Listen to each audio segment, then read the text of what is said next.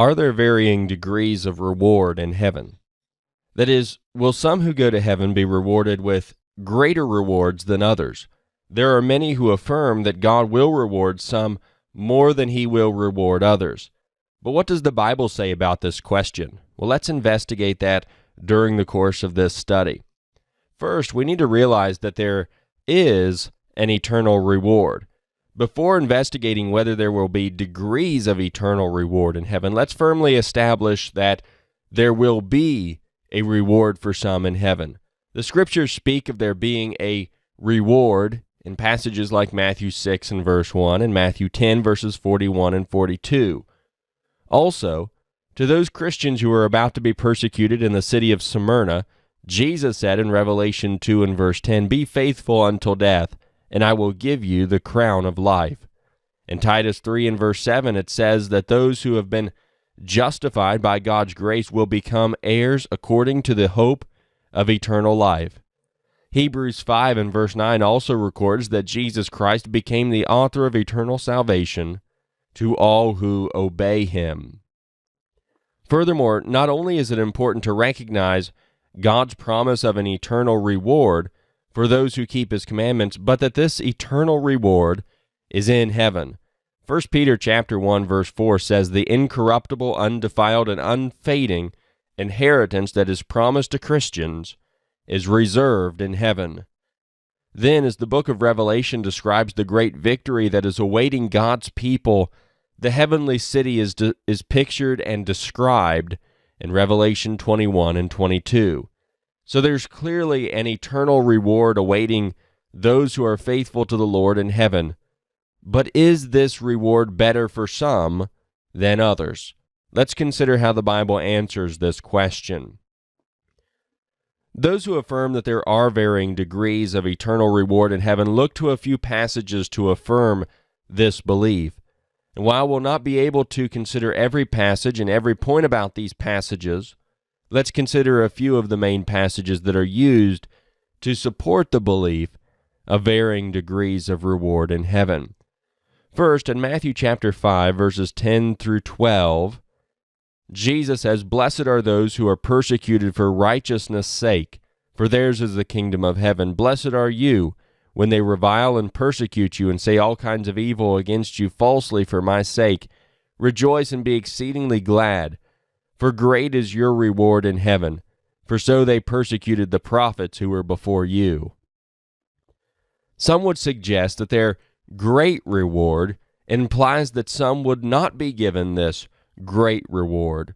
However, consider that the passage simply promises a great reward for those who endure sufferings on this earth, but this passage says absolutely nothing about their reward being greater than anyone else's.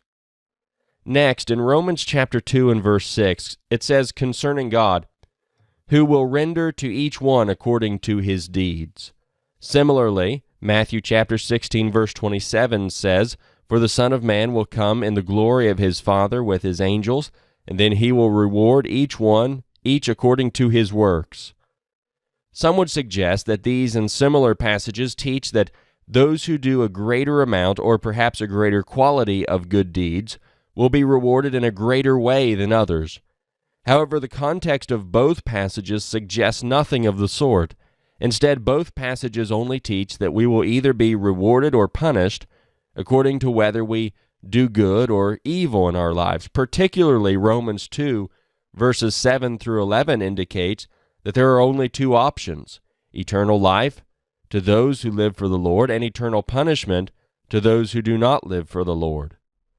Next, Matthew chapter 25, verse 14 through 30, and Luke chapter 19, verses 11 through 27 are passages that both record parables Jesus taught about stewardship.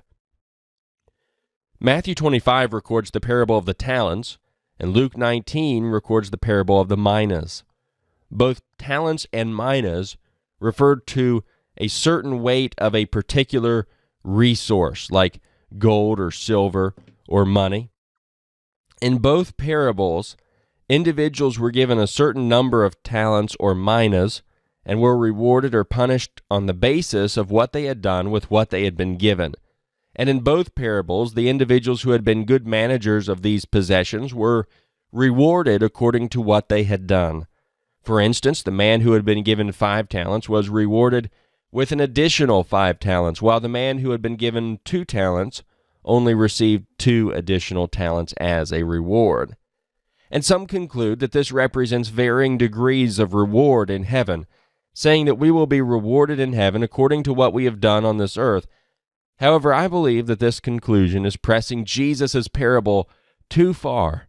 Remember, a parable is an earthly story that conveys a spiritual message. Yet every detail of Jesus' parables do not have a spiritual meaning. That is, some elements of Jesus' story simply help facilitate the story he is telling. I believe that both of these parables simply relate a reward or punishment that is given based on whether we live as faithful or unfaithful managers over that which God has entrusted to our care. Furthermore, if the parable of the talents particularly taught varying degrees of reward in heaven, please notice that some individuals would be entirely incapable of gaining the greater reward because the 2-talent man in the parable was only given 2 talents based on what the master thought he could handle, whereas the 5-talent man was given 5 talents based on what the master thought he could handle. Likewise, God will judge each of us as stewards to be faithful or unfaithful based on what he knows we can handle. And fourth, we want to think about 1 Corinthians chapter 3, verses 9 through 15. This is often cited as proof for varying degrees of reward in heaven. This passage talks about building on the foundation of Jesus Christ with gold or silver or precious stones or wood or hay and straw. Then the passage indicates that the day of judgment will declare what sort of work it is. In verses 14 and 15 it says, "If anyone's work which he has built on it endures, he will receive a reward.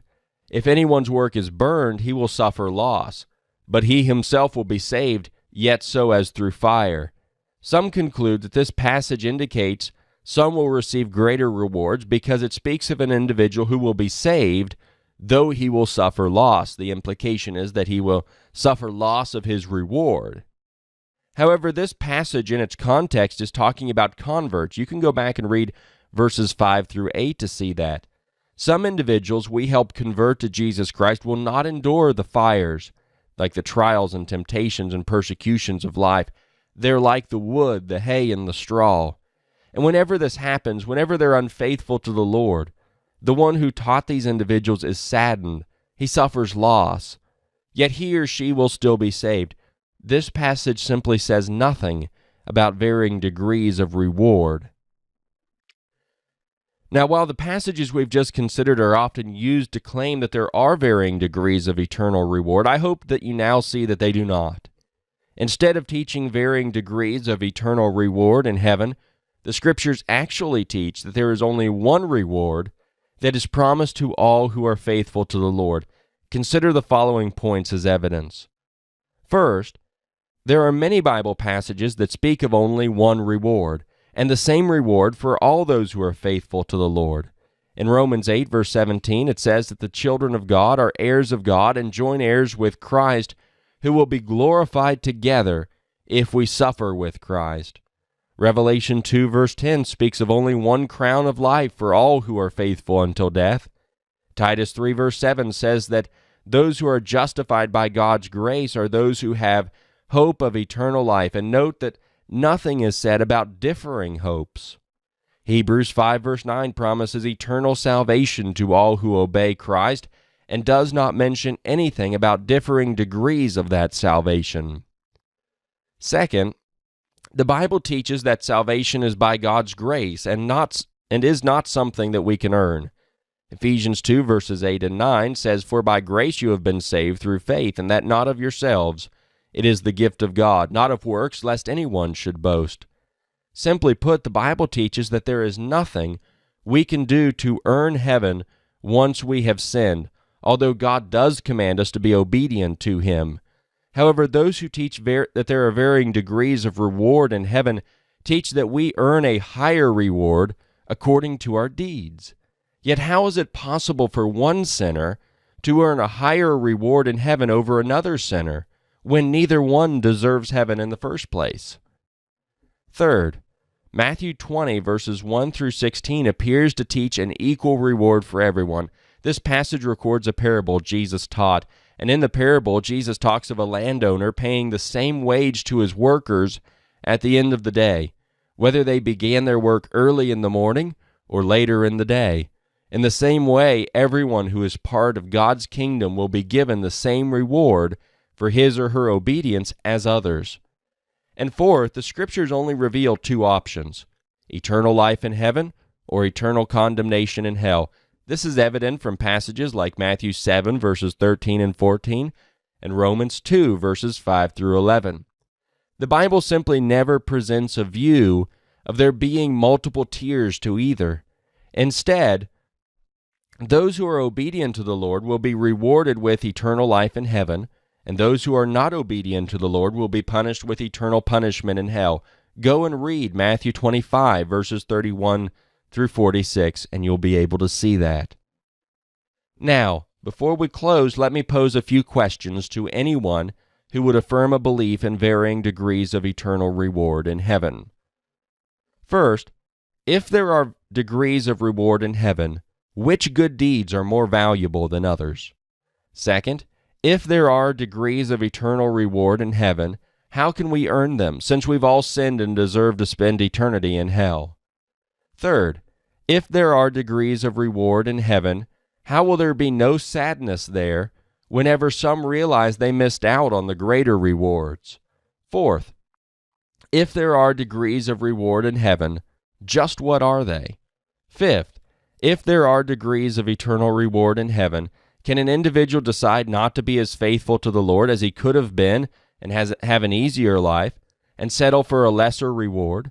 Sixth, if there are degrees of reward in heaven, won't those who become Christians later in life be punished for their late obedience? Are there degrees of eternal reward in heaven? The Bible simply teaches that there is only one eternal reward in heaven for all those who are faithful to the Lord. All who are faithful to the Lord will live in the same place and have the same access to God as is described in Revelation 21 and 22. Revelation 21 verse 7 simply says, "He who overcomes shall inherit all things, and I will be his God, and he shall be my son."